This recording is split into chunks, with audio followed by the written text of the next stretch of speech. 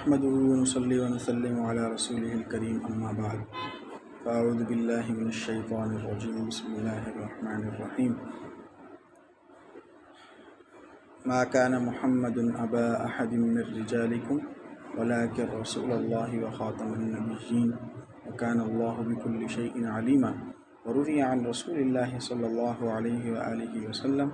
أنا خاتم النبيين لا نبي بعد۔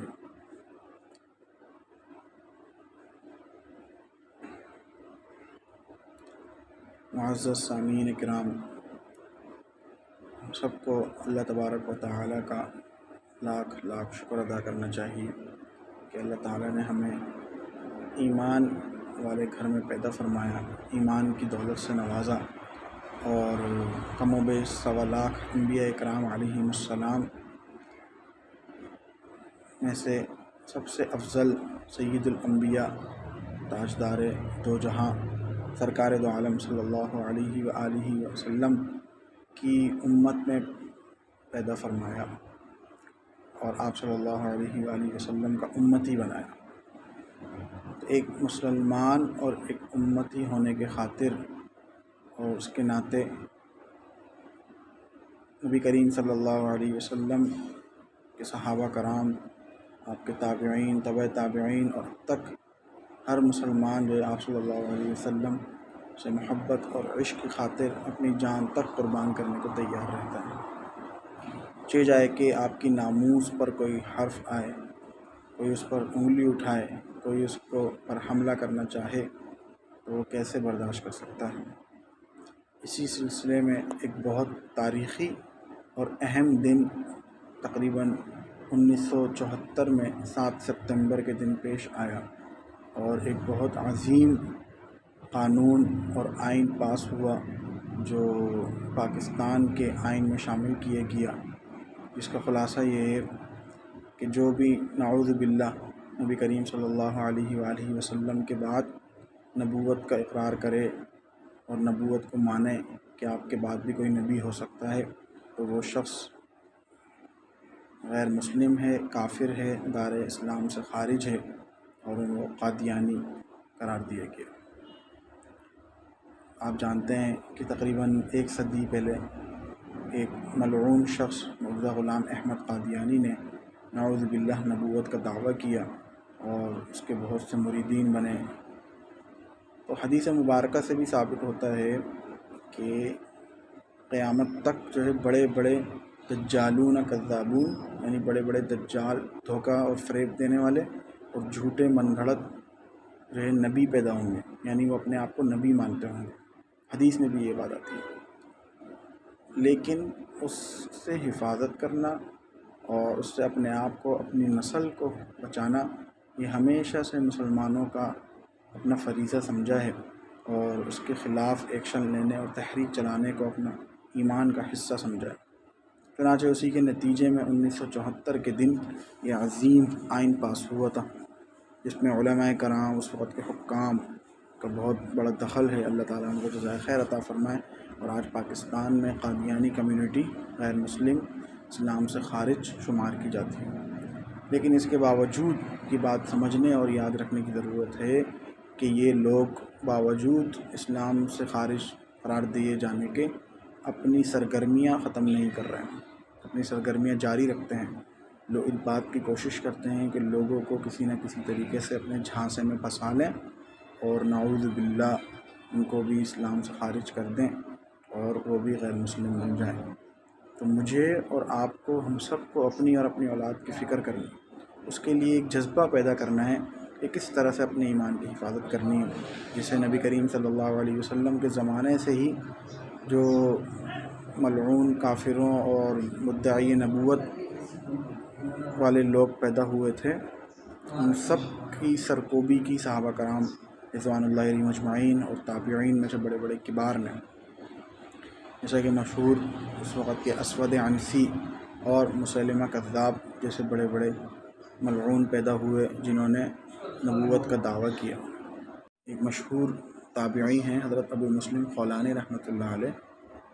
ان کا بڑا واقعہ آتا ہے کہ کیسے ان کو اللہ تعالیٰ نے جو ہے اس بات کی برکت سے کہ انہوں نے آپ صلی اللہ علیہ وسلم کی رسالت اور نبوت کی تصدیق فرمائی، اور اسود عنسی جو کہ من گھڑت مدعی نبوت تھا اس کی تکذیب فرمائی، اس کو جھٹلایا اور اس کے انکار کر دیا۔ اسود عنسی نے ابو مسلم خولانی رحمۃ اللہ علیہ کو اپنے پاس بلایا اور کہا کہ کیا تم نبی کریم صلی اللہ علیہ وسلم کے بارے میں سوال کیا، کیا محمد کو تم نبی اور رسول مانتے ہو؟ انہوں نے فرمایا بالکل مانتا ہوں۔ پھر اپنے بارے میں پوچھا کہ مجھے مانتے ہو نبی اور رسول؟ انہوں نے صاف انکار کر دیا۔ تو اس نے اپنے حواریین سے آنکھ بھڑکوائی اور اس میں حضرت ابو مسلم خولانی رحمۃ اللہ علیہ کو نعوذ باللہ ڈال دیا۔ عجیب اللہ تعالیٰ کا کرامت سمجھیں ہوئی ان کے اوپر کہ اس آگ نے ابو مسلم خولانی رحمۃ اللہ علیہ کو نہیں جلایا، ان کے اوپر اثر انداز نہیں ہوئی، بالکل اسی طرح جس طرح سے حضرت ابراہیم علیہ السلام پر آگ اثر انداز نہیں ہوئی تھی۔ چنانچہ ابو مسلم خولانی رحمۃ اللہ علیہ اس آگ سے محفوظ رہے، اور اسود عنسی اور ان کے حواریین ڈر گئے کہ یہ تو بات پھیل جائے گی، کل کو جو ہے ہمارے لیے مسئلہ بنے گا، سب جو ہے ہمارے کو چھوڑ کے چلے جائیں گے اور ان کے قائل ہو جائیں گے۔ تو انہوں نے مشورے سے ابو مسلم خولانی رحمۃ اللہ علیہ کو ملک بدر کر دیا۔ ابو مسلم خولانی رحمۃ اللہ علیہ ایمان لا چکے تھے، ایمان والے تھے، وہ جو ہے بارگاہ رسالت میں حاضری کے لیے مدینہ منورہ کی طرف رواں دواں ہو گئے۔ جب وہاں پہنچے تو اطلاع ملی کہ جس کی زیارت کے لیے آئے تھے، جس کے دامن میں پناہ لینے آئے تھے، یعنی میرے اور آپ کے پیارے نبی صلی اللہ علیہ وآلہ وسلم، وہ اس دنیا سے تشریف لے جا چکے ہیں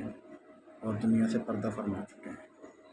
بہرحال وہ مدینہ منورہ میں مسجد نبوی میں نماز ادا کر رہے تھے کہ اتنے میں حضرت عمر رضی اللہ تعالیٰ عنہ تشریف لائے۔ انہوں نے دیکھا کہ ایک اجنبی مسافر شخص ہے، ان سے خیر خبر لی تو انہوں نے فرمایا کہ میں فلاں جگہ سے آیا ہوں جہاں پر ایک جو ہے مدعی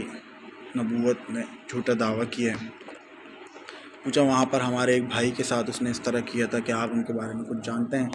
انہوں نے ان کا نام بتایا۔ اتنے میں حضرت عمر رضی اللہ تعالیٰ عنہ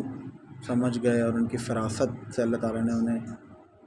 سمجھنے میں مدد دی کہ یہ وہی شخص ہیں۔ پھر ان سے پوچھا کیا آپ ہی ہیں وہ شخص؟ انہوں نے فرمایا ہاں بالکل میں ہی ہوں وہ شخص کہ جس کو اللہ تعالیٰ نے آنکھ سے محفوظ رکھا تھا۔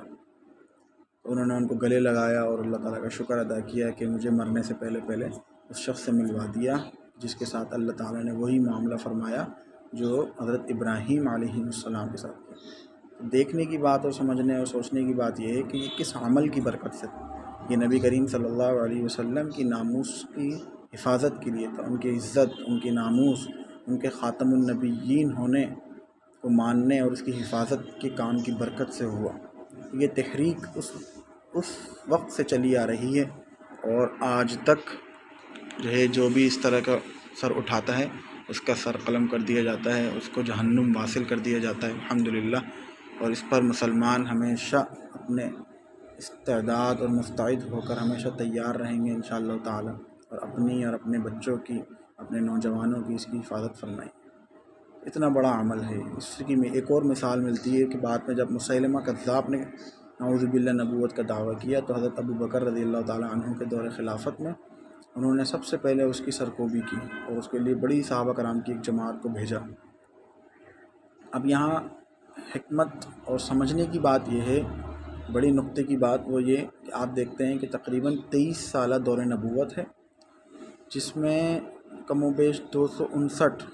300 بھی پورے نہیں، صحابہ کرام رضوان اللہ علیہم اجمعین شہید ہوتے ہیں، ٹھیک ہے۔ لیکن اس جنگ میں، جنگ یمامہ میں، جس میں مسیلمہ کذاب کو جو ہے قتل کیا گیا اور جہنم واصل کیا گیا،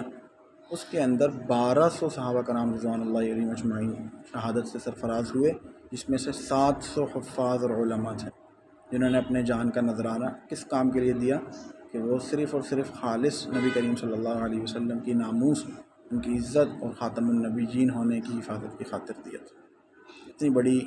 قربانی اور اتنا بڑا عمل کیوں دیا گیا کہ اس کی ایک اہمیت ہے، اور وہ اہمیت آج بھی باقی ہے۔ جس طرح اللہ تعالیٰ نے آپ صلی اللہ علیہ وسلم کو بے شمار صفات سے نوازا، رحمت للعالمین بنایا، اسی طرح خاتم النبیین بھی بنایا ہے۔ تو ایک مسلمان اس پر کسی بھی قسم کا حملہ اور حرف آنا برداشت نہیں کر سکتا۔ اللہ تعالیٰ مجھے بھی اور آپ سب کو بھی اپنے اس ایمانی جذبے کی قدر کرنے کی توفیق عطا فرمائے